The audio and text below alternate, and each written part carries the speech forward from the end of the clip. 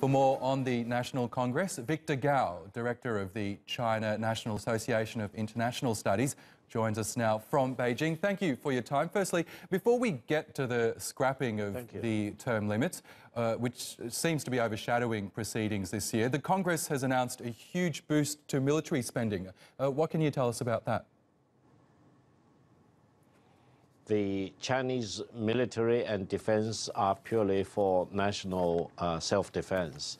And China has the largest population in the world, 1.4 billion.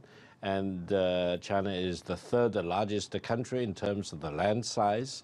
Therefore, I think China has all the legitimate reason to spend appropriately for national defense. China's national defense budget, compared with that of the United States, is still a very small fraction of that.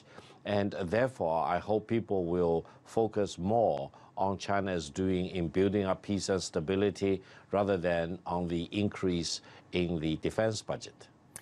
And of course, there's been a lot of anticipation around this proposal to remove term limits for the presidency.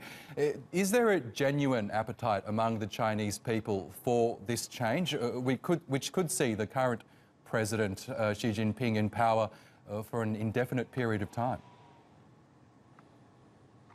Yes, indeed. The Communist Party Central Committee has already made a proposal to the NPC for amending the constitution in several measures, including the abolishing of the two-term limit on the presidency of the People's Republic of China. I personally believe this recommendation, which most likely will be adopted by the NPC, reflects the tremendous amount of great achievements that President Xi Jinping has contributed over the past 5 years. He has really gained a lot of support and goodwill among the people for his toughness against the corruption, for his steering of the economic and political reform in China, and also for his positioning of China on the global stage in a very courageous and very positive way. His proposal for the One Belt, One Road initiative has won international support. His proposal to set up the Asian Infrastructure Investment Bank has been widely accepted, and now the bank is up and running. I think this is really reflecting the political realities in China now, and hopefully President Xi Jinping will have all the good luck for his good health, good wisdom and courage going forward, and continue to be the paramount leader of China in the years and probably a couple of decades to come. China's Premier Li Keqiang also announced that the government is aiming for a 6.5% growth target this year. That's significantly down from the 6.9% that it achieved last year. So is China's economy slowing down?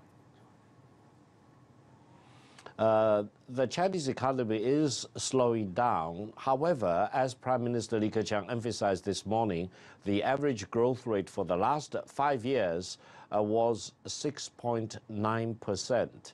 And this is, sorry, let me correct myself, was 7.1%. And this is very impressive among all the major economies in the world. When you come up with a target forecast, it's better to be more conservative. And hopefully by the end of the year, if the Chinese economy has grown by 6.5%, that will still put China in a very strong and robust growth mode for the rest of the year. And who knows, maybe the actual growth rate by the end of the year may be slightly higher than the 6.5% as forecasted by the Chinese Prime Minister Li Keqiang. Okay, Victor Gao, we'll have to leave it there, but thank you again for your insights.